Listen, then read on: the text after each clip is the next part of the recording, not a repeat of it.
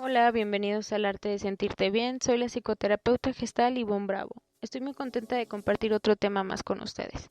Hoy hablaremos acerca de lo que son los estratos de la neurosis, qué es la neurosis, cómo surge y cómo salir de la neurosis. Permíteme acompañarte en este proceso de retroalimentación, un camino al encuentro consigo mismos.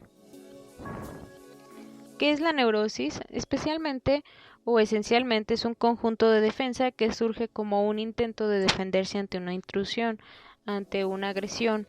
Es un sistema defensivo que se forma desde la niñez para evitar que nos fracturemos emocionalmente. También es conocida como inestabilidad emocional, que es un rasgo psicológico que define parte de la personalidad, de las características psíquicas de una persona. Ser neurótico suele implicar un estado emocional negativo durante largos periodos de tiempo.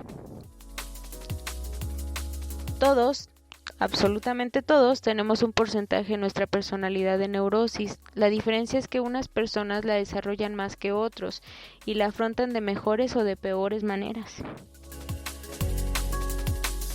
La neurosis es una gestal rigidizada, es decir, la característica de nacimiento que todos tenemos, que es la flexibilidad y la creatividad, se ven comprometidas al punto en el que se pierden estas habilidades. El equilibrio emocional se distorsiona.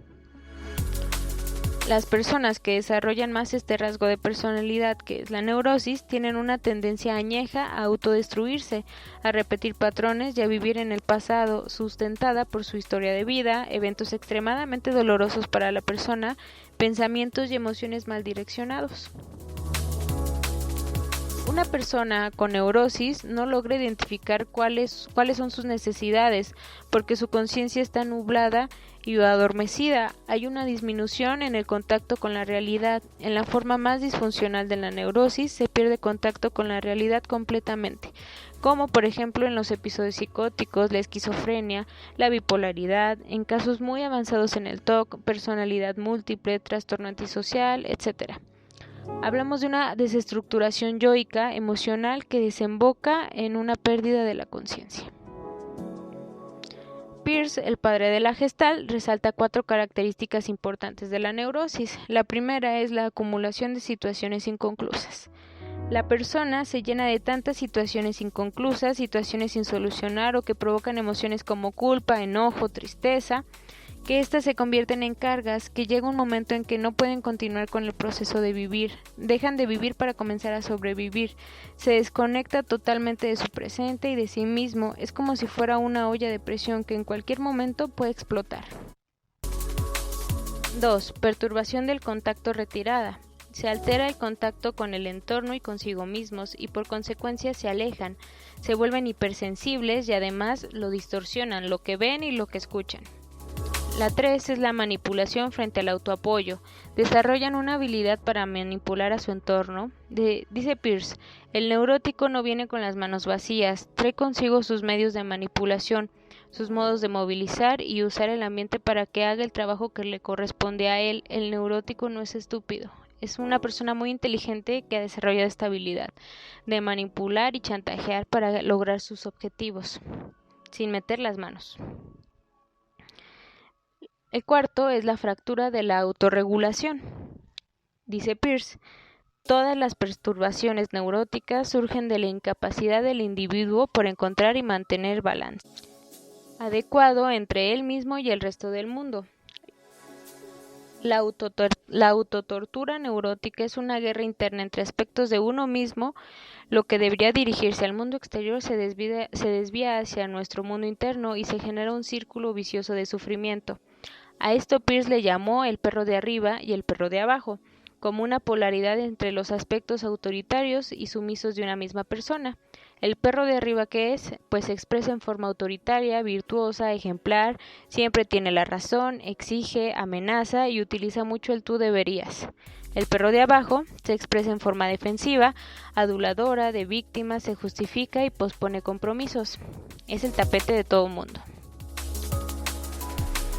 Cada uno intenta controlar al otro y así se perpetúa la autotortura. Como juego neurótico, ambos se necesitan y por ambas partes se intenta mantener la guerra. Paco Peñarrubia decía, La integración o cura solamente se puede lograr cuando cesa la mutua necesidad de control entre ambos. Solo entonces se escucharán el uno al otro. ¿Cómo surge la neurosis? La neurosis aparece cuando tu sistema de defensa se vuelve muy rígido, pierde flexibilidad y disminuye la conciencia, reduces tu panorama de visión, te vuelves víctima de las circunstancias y de tu vida. Las personas neuróticas se ven más afectadas por los cambios estacionales, padecen más estrés y tienen menos capacidad para enfrentarse a él y a los retos del día a día.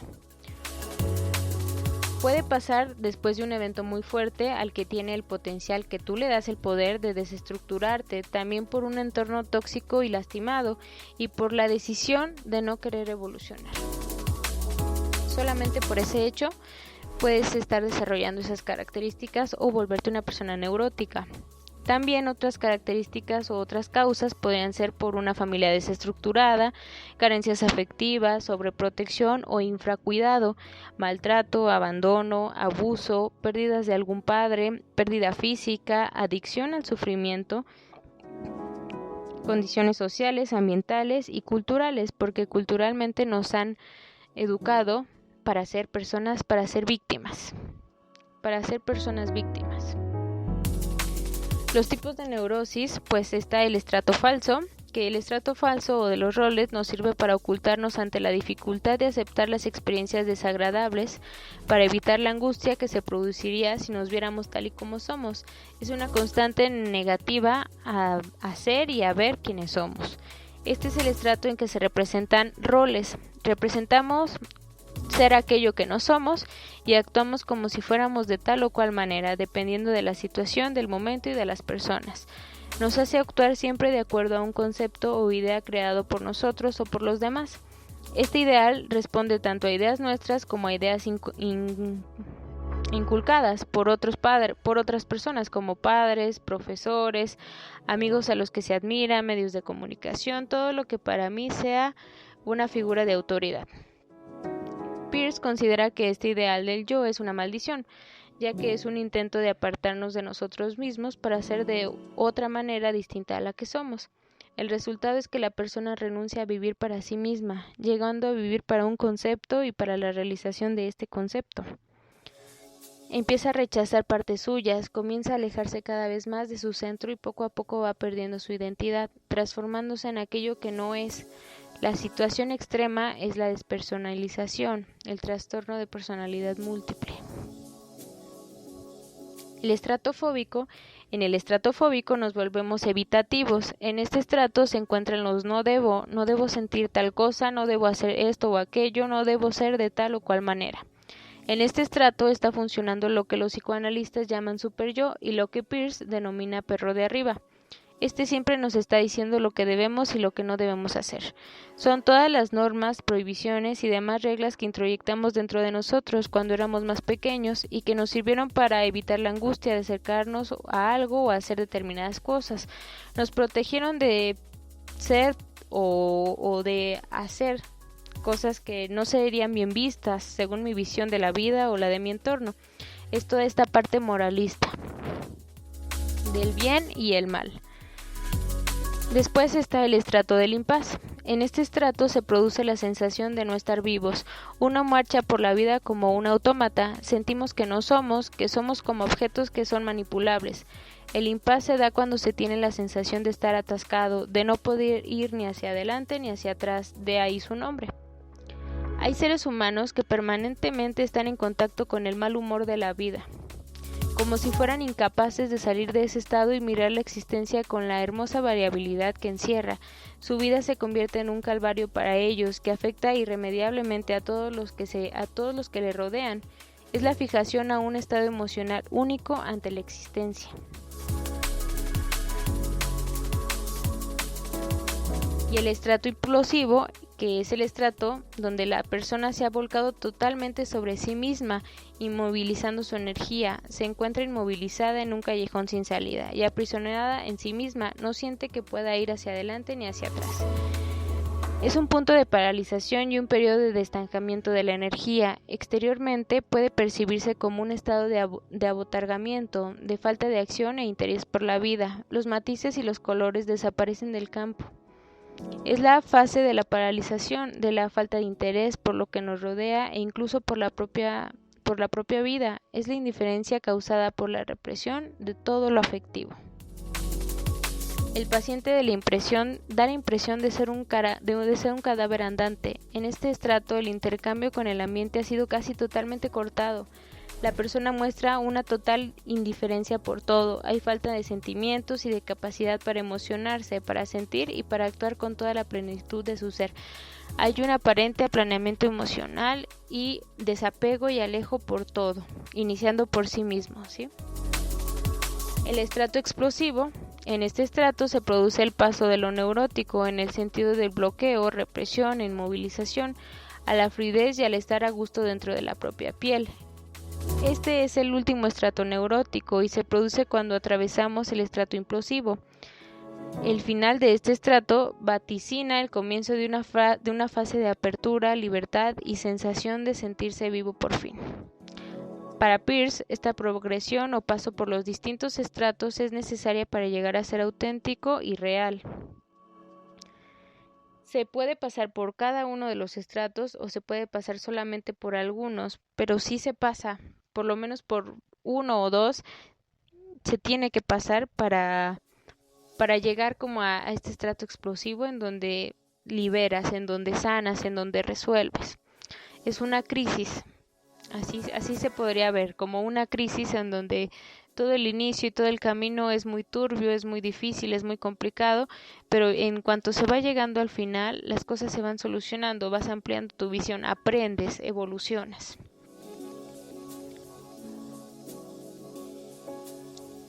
¿Cómo tratar la neurosis? Lo primero sería el diagnóstico, que se genera el historial clínico, pruebas psicométricas, etc. Después es la psicoterapia, tratamiento para modificar y erradicar conductas, pensamientos, es ir a la raíz del problema. ¿Sí? Toda neurosis tiene un origen y si nosotros vamos al origen, pues se soluciona, se sana. Después están los fármacos. Si el nivel de gravedad de la neurosis es alto, puede ser necesario combatirlo o combinarlo con un tratamiento farmacológico para apaciguar los síntomas agudos como la ansiedad o la depresión. Aunque estés bajo un tratamiento farmacológico, no debes de dejar la terapia porque ambas son un complemento. Cuando llega a ser necesario, pues se acude a los fármacos, si no, pues con la terapia. Pero es importante aclarar que este tratamiento solamente lo puede dar un psiquiatra porque ese es el especialista en esta área. Después está la terapia ocupacional, que sería el dibujo, la pintura, la música, el baile, todo esto que estimule nuestra creatividad. Después está el manejo del estrés, que es importante proporcionarle herramientas de inteligencia emocional para que controle sus niveles de estrés, de ansiedad.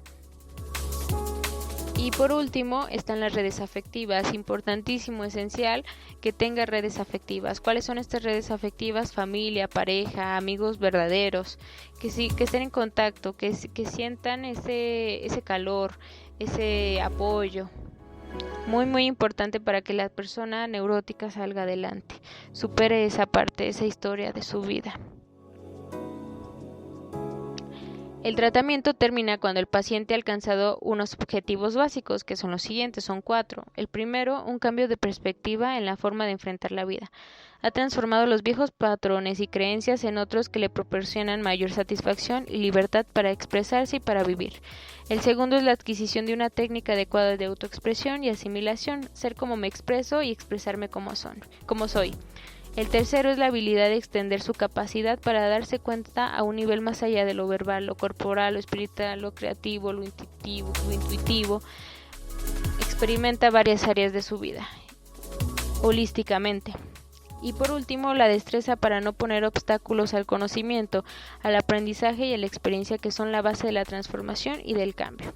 Estos 4 objetivos le llevan a alcanzar un estado de integración que facilita el propio desarrollo con un autoapoyo que nace de la capacidad de elegir o de rechazar y no del temor de ser rechazado o a ser elegido.